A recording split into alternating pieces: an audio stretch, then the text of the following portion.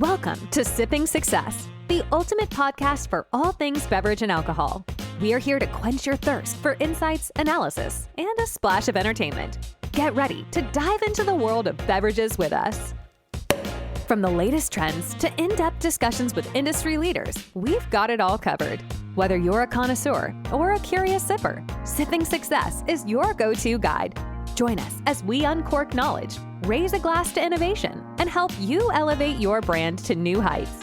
So grab your favorite drink, sit back, and let's sip success together. Tune in to Sipping Success and drink in the wisdom. Cheers.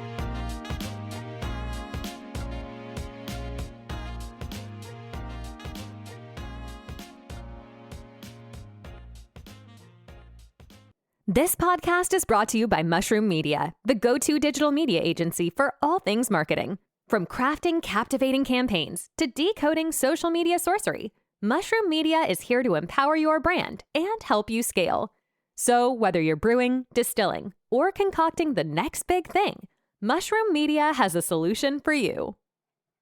Hello, everybody, and welcome to another episode of the Sipping Success Podcast. I am your host, Casey Haakinson. And this week, we are very happy to have David Rosenthal. David Rosenthal is the owner-operator of Partnership Wine Consulting. And it is a winemaking consultancy with 23 years of global experience. Partnership Wine Consulting offers a full range of vineyard, winery, and wine business solutions tailored to the needs of the client. So we'll get into how he tailors his business to his clients here in just a moment. But without further ado, David, thanks for joining us. Thank you very much for having me. It's great to be here. Awesome. Well, I see you've been in winemaking for a very long time, so I have to assume it's been a passion since really early in life. So can you share with us your history and ultimately what led you to where you're at now?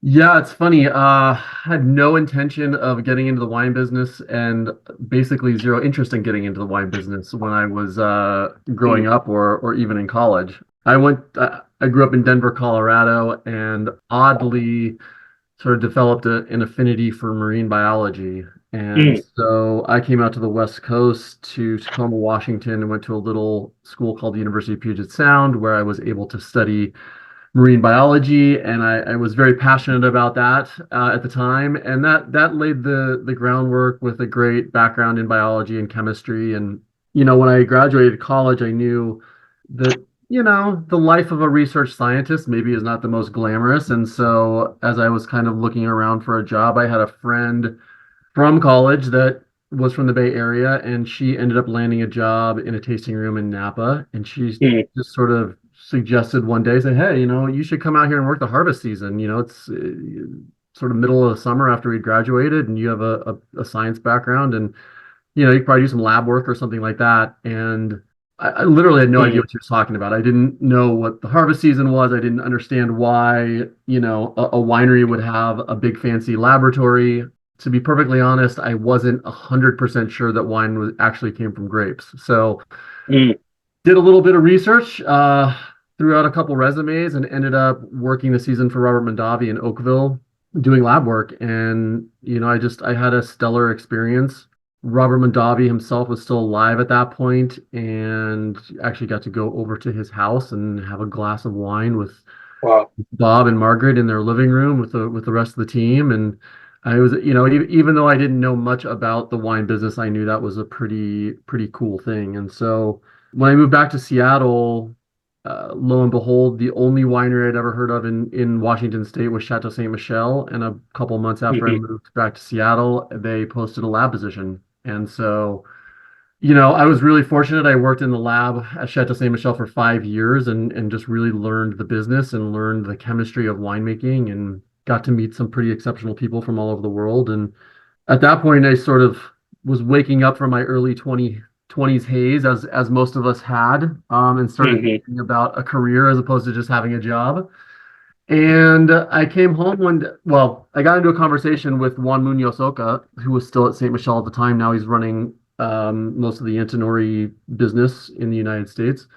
And we got into a conversation about doing a harvest abroad, and he had gone down with his wife down to Australia And I came home one day and I said to my girlfriend, I said, hey, what do you think about going to Australia for 6 months? And she said, yep, let's do it.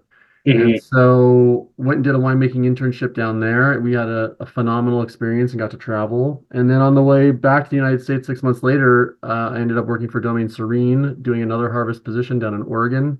And that led me, gave me some really good experience. The winery in Australia was massive, and Domaine Serene was ultra premium small. And so when I returned back to Seattle, this would have been about 2006. Lo and behold, again, Chateau Ste. Michelle had an opening on their winemaking team. And so I was able to slot into that role and just spend 10 years growing as a winemaker. I got to do a Hmm. subsequent harvest in New Zealand. I got to work with Ernie Lawson from the Mosel and the Antinori family from Italy, and Michel Gazier and Philippe Cambi from the Southern Rhone area. And it was a really great experience. And by the time I left in 2022, I was, running the entire white wine program for Chateau Ste. Michelle, and just had a phenomenal experience. And then in 2022, I decided to go back to Oregon and do another harvest and sort of start consulting at the same time. And started consulting full time in 2023, and it's sort of been up and away. I've been very, very fortunate and had some amazing projects come my way, and now I can continue to just sort of be a voice for Washington State through a lot of different projects all at one time. Okay, wonderful. And could you describe to us a particular project that you work on? So I realize like maybe not every project is the same, but is there a typical project as a consultant that you work on that can help us kind of understand more about like what your day to day is like?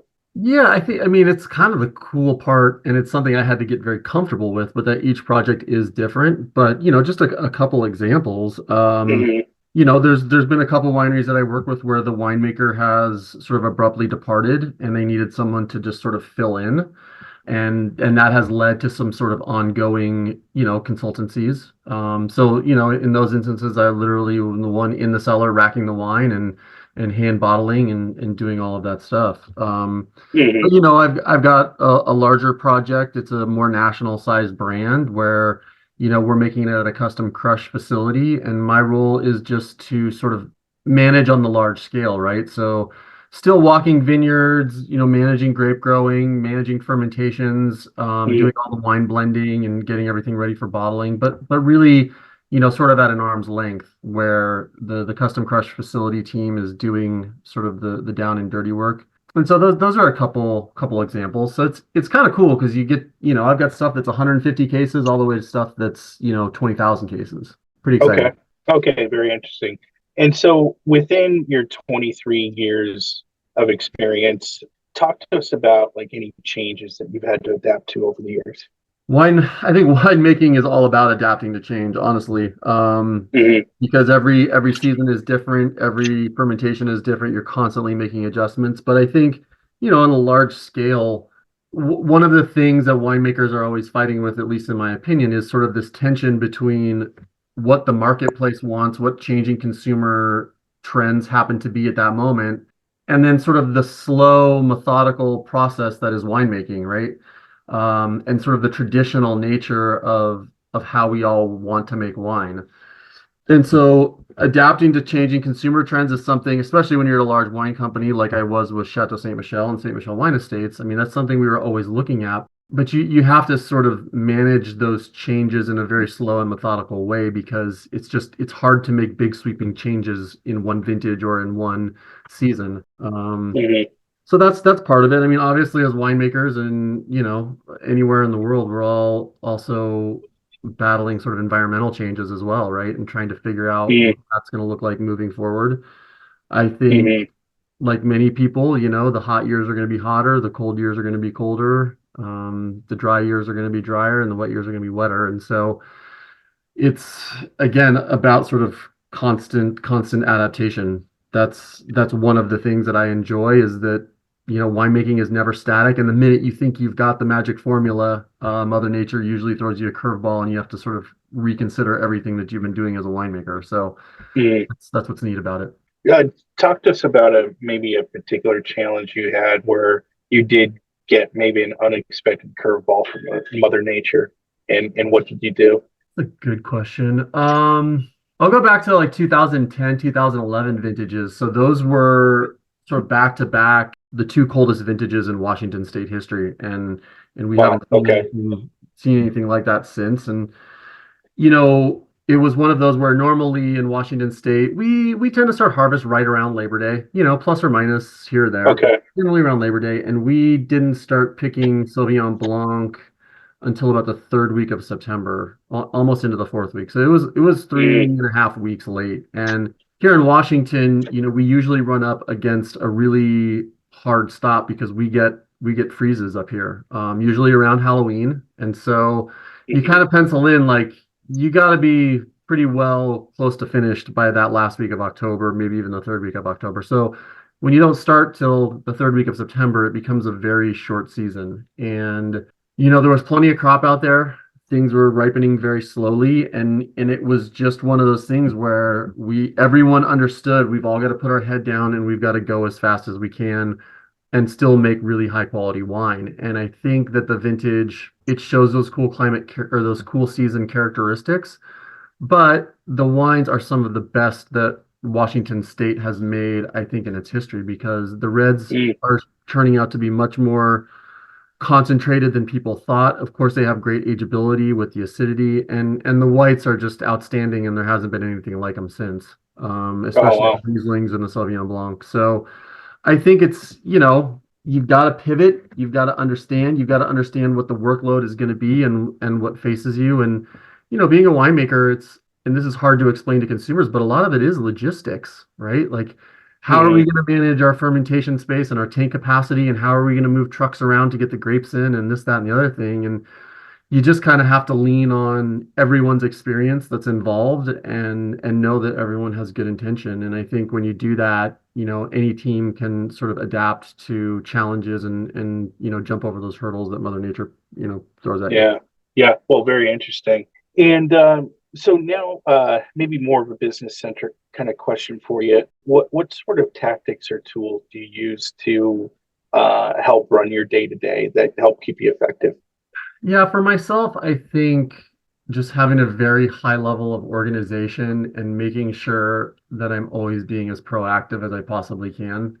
I don't ever want there to be a wine emergency, if you know what I mean. I Yeah. want to make sure if I'm going to be bottling in 8 weeks, like I want to be thinking about getting those wines out of barrel or, getting the finishing trials done. I want to be way ahead of the curve on my production planning because things come up in the cellar, right? Things happen, people get sick, power goes out, whatever it is. And if you're prepared for that and you're ahead of the curve, then those little emergencies don't become big emergencies. And especially for me now with my consulting business and dealing with, 6 or 8 different clients, I do have to make sure that I'm staying organized and I'm tracking my information appropriately so that when somebody asks me to look something up, I know where that information is and I know what's going on with each individual project. So that's kind of from a personal standpoint. The other thing that I think is really important, and it's certainly applicable to consulting, but I think it's just sort of something that I've really just focused in on as I guess as a person as well over the years. Number one is having just a positive attitude, right? Like Mhm. Yeah. positivity will get you 80% of the way there without even having to have the knowledge or anything, right? I mean, believing in yourself, believing in others, all of those things, understanding that people for the most part have positive intent. I think just bringing a positive attitude to a situation is invaluable. The other thing that I really try to be very cognizant of is just being a good listener. And people will open up to you when they feel comfortable and they know that you are genuinely listening to them. And I think that sort of ingratiates I can ingratiate myself to people that way. But also, especially in my current role, like listening to what clients are actually saying and what problems they're actually trying to describe to me is incredibly important to make sure that I'm offering the services that they actually want. And so those two things are really some, I don't know if they're necessarily as tactical, but certainly things that try to take into account on a day-to-day basis. Okay, great. Can you talk to us or share with us any challenges or obstacles you faced and how you've overcome them? Yeah, I mean, oddly enough, one of my biggest challenges is living in the city of Seattle. I was managing for Chateau Ste. Michelle, a facility in a little suburb of Seattle called Woodinville, and my wife and I have sort of planted ourselves in the greater Seattle metropolitan area. The only issue with that is all of the grapes and most of the winemaking in Washington is on the other side of the Cascade Mountains, about anywhere from 2.5 to 5 hours away. And so one of my biggest challenges is just being present where the wine is being made, and it just simply requires a lot of windshield time and a lot of driving and hotel stays and things like that. So that's something I've gotten used to over 20 plus years. I don't know if my wife has quite gotten used to it yet, but it's a work in progress. And I mean, honestly, the other thing is kind of an odd thing to say as an obstacle or a challenge, but just making wine in Washington well, let me rephrase that. Making Washington wine. Making wine in Washington is very easy. We have great growing conditions for grapes and the winemaking is seamless.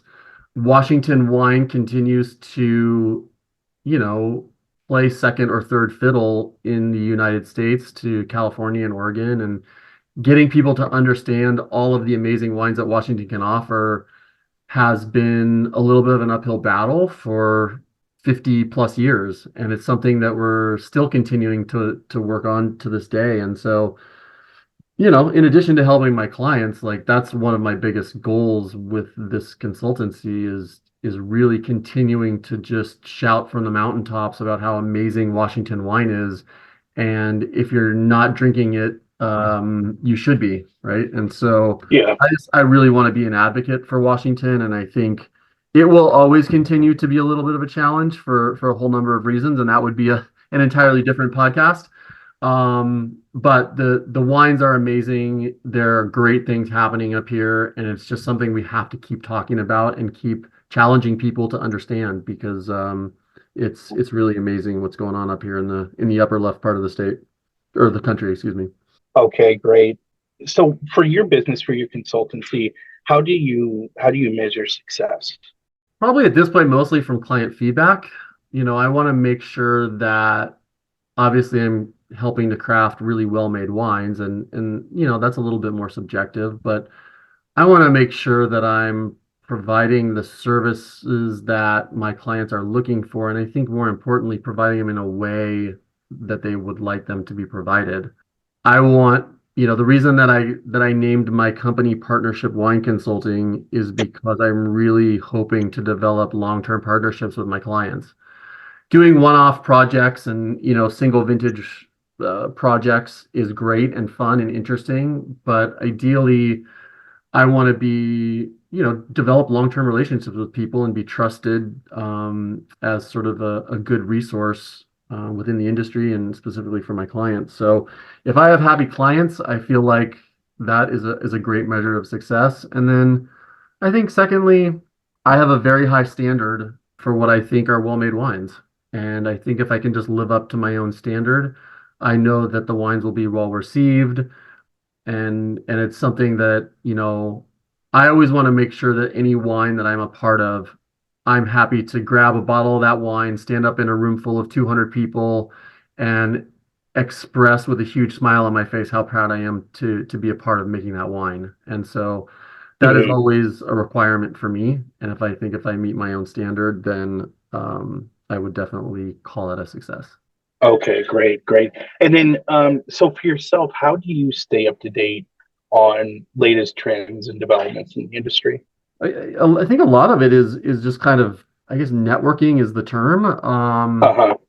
Just making sure that I'm keeping up on, so things like social media and going to, conferences around the country, whether it's Unified or the Oregon Wine Symposium or WineVid up here in Washington.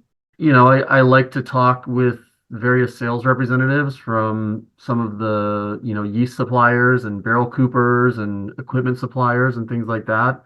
And then, just talking shop with other winemakers, seeing what they're doing, what kind of equipment are they using, or what, new techniques are out there that are being talked about. I think that's honestly the best way. And it does take energy and sort of a commitment to like sort of putting yourself out there and checking in with people and having coffee and grabbing a beer and all that stuff. But I think it's very easy, especially for winemakers at small wineries, to just sort of focus in their own little bubble, in their own little universe. And the reality is that the wine business is constantly evolving and changing, and new things are happening. And, being aware of all of those options can be a little bit overwhelming, but every once in a while you need to sort of find a new trick to help you resolve a potential problem, and being aware of who to call and what resources are out there and what new things are happening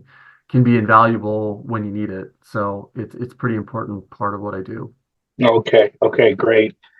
And just for all of you out there, we are talking with David Rosenthal. He is the owner and also winemaker of Partnership Wine Consulting. And we've had a wonderful episode here with you, David. Thanks again for joining us. Can you speak to any advice that you would give to somebody maybe younger coming up in their career?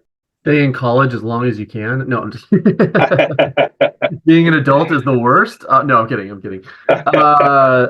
No, I mean, I've gotten this question a lot, and I was involved with the Master of Wine program for a fair bit, and I do a fair amount of teaching with the WSET, and so I get the opportunity to talk to a lot of sort of young up and coming people, whether it's winemakers or just potential sommeliers or people in the wine business in the retail sector, whatever it is. And number one, I always just say, like, keep absorbing knowledge as much as you can, right? There's so much about wine, and you will find your own little niche in the wine industry if that's what you're looking for. Mm-hmm. And my other piece of advice is, and I just sort of call it like raise your hand. If you're presented with an opportunity, just say yes. Like, perfect example, Saint Michel, when I was working there, we were the U.S. importer for Villa Maria wines out of New Zealand. Great Sauvignon Blancs and great wines from New Zealand. And over the course of that relationship, we developed an exchange program where, winemakers, viticulturists would go down to New Zealand for their harvest, and then they would send people up to Washington State for the North American harvest. And I distinctly remember sitting in a meeting, and the vice president of winemaking, Doug Gore at the time, just said, "Hey, anybody who wants to potentially get on the list to go to New Zealand, let me know." And I immediately shot up my hand. I went and talked to him at the end of the meeting, just said, "Hey, even if it's not this year, I would love to do that. That sounds amazing." And 2 years later, I got to go, and it was phenomenal. And we did some travel afterwards, and everyone in New Zealand was amazing. And I learned so much. And so the value of just kind of raising your hand when opportunities present themselves, I think it very rarely would a young person in their career regret that. And so that's always a key piece of advice that I like to give to people. The one thing, if I was to kind of go back in time, and something I might do differently for myself, if I was going to go talk to my younger self, I think I would learn more. I would take more business classes in college or after college. Mm-hmm. Understanding, any business is important, and sort of how accounting works and things like that. But I think in the wine industry, particularly because it's kind of a complex business model. And I wish I would have had a better understanding of the business side of things a little earlier. Doesn't have to be super detailed, nitty gritty, but just kind of the basics, I think would be a key piece of advice I would offer someone as well. Okay, great. And then last question for you, kind of in two parts here. It's a part where we'd love for you to be able to kind of promote yourself. So number one, if anybody wants to kind of interact with you online, can you share a website or any social media platforms you might be a member of? For sure. My website is called partnershipwine.com. On there, there's links to my LinkedIn page. There is a Partnership Wine LinkedIn page, as well as my David Rosenthal page. And then my email is obviously on the website, which is partnershipwine@outlook.com. I'm on Instagram and Facebook and all that, but probably a little less professionally, and more for personal use. But yeah, if people are interested in wine projects or have questions about winemaking or Washington wine in general, please feel free to reach out. And I'd love to talk about. I love talking to people about wine. So even if it's not business related, I'm happy to chat with you. Okay, great. And then also, if somebody has a question and maybe wants to get a hold of you, can they send an email to you or LinkedIn? How would they both best get in touch with you? Any of those is fine. Yeah. Again, my email is partnershipwine@outlook.com. Okay. Feel free to visit me on LinkedIn. I'm looking at that most days as well. And then you can send me an email through the website as well, partnershipwine.com. All right, fantastic. Well, David, I want to thank you for joining us here today. It's been really interesting learning about your growth through the wine industry and really just your very interesting day to day. Everything just seems a little bit different, and that must be very interesting work there for you. So, do want to thank you for joining the podcast, and thank you all out there for listening. You've been listening to the Sipping Success podcast. And we'll see you next time. Thank you. Thank you, Casey. Appreciate it.